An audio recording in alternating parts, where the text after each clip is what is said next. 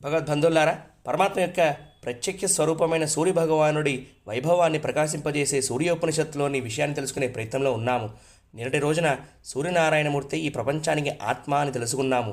ఆ తర్వాత భాగంలో సూర్యోపనిషత్ ఇలా చెబుతుంది: నమస్తే ఆదిత్య త్వమేవ ప్రత్యక్షం కర్మకర్తాసి, త్వమేవ ప్రత్యక్షం బ్రహ్మాసి, త్వమేవ ప్రత్యక్షం విష్ణురసి, త్వమేవ ప్రత్యక్షం రుద్రోసి, త్వమేవ ప్రత్యక్షం మృగసి, త్వమేవ ప్రత్యక్షం యజురసి, త్వమేవ ప్రత్యక్షం సామాసి, త్వమేవ ప్రత్యక్షమధర్వాసి, త్వమేవ సర్వం ఛందోసి.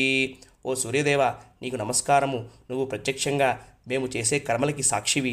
నీవే ప్రత్యక్షమైన బ్రహ్మ విష్ణు రుద్ర రూపాన్ని ధరించిన వాడివి. నీవే ప్రత్యక్షమైన ఋగ్ యజు సామ అథర్వణ వేదం యొక్క స్వరూపము. నీవే ఛందస్సువి అని అర్థం. సూర్యనారాయణమూర్తి మన కర్మలన్నిటికీ కూడా ప్రత్యక్షమైన సాక్షి.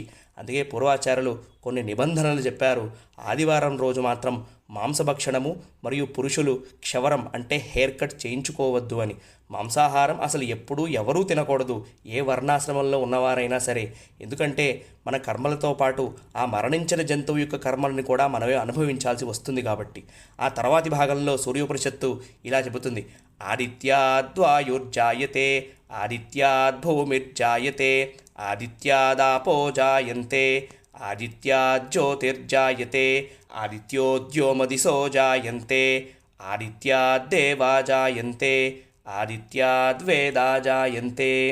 ఆదిత్యుడి నుండే వాయువు, భూమి, నీరు, వెలుగు, అగ్ని, ఆకాశము, దిశలు, దేవతలు, వేదాలు ఆవిర్భావం చెందుతున్నాయి అని అర్థం. ఆదిత్యో వా ఏష ఏతన్మండలం తపతి అసావాదిత్యో బ్రహ్మ. సూర్యుడే భూమిని వేడి చేస్తున్నాడు, సూర్యుడే బ్రహ్మ అని సూర్యోపనిషత్తు చెబుతోంది. ఇంకొక విషయం ఏమిటి అనంటే, ఈరోజు మనం అందరము కూడా భీష్మ ఏకాదశి పర్వదినాన్ని జరుపుకుంటున్నాము. భీష్మాచార్యుల వారు మహాభారత కావ్యంలో చాలా ప్రధానమైన పాత్ర. వశిష్ఠ మహర్షి శాపం కారణంగా అష్టవసువులలో ఒకరు దేవవ్రతుడిగా సంతన మహారాజు గారికి గంగకి జన్మించాడు. జన్మంతా కూడా బ్రహ్మచర్యం పాటిస్తాను అని వాగ్దానం చేసినందుకు ఆయనకి భీష్మ అనే పేరు వచ్చింది. ఆచార్య అనే పేరు ఆయనకి ఎందుకు వచ్చింది అంటే, ఆచార్యుడికి 2 లక్షణాలు ఉండాలి. 1, వేదమే ప్రమాణము అని అంగీకరించాలి. 2, వేదంలో పరమాత్మ కాకుండా ఇతర దేవతల గురించి కూడా చెప్పడం జరిగింది. కానీ ఈ పరమాత్మే అందరిలోనూ అంతర్యామిగా ఉన్నాడు అన్న తత్వాన్ని అంగీకరించినప్పుడే ఆచార్య అన్న పదం వర్తిస్తుంది. అందుకే మనకి భీష్మాచార్య, మధ్వాచార్య, ఆదిశంకరాచార్య, రామానుజాచార్య, అన్నమాచార్య అని ఉన్నారు. ఈ సూర్యోపనిషత్తులోని ఇంకొంత భాగాన్ని రేపటి రోజున తెలుసుకోవడానికి ప్రయత్నం చేద్దాం.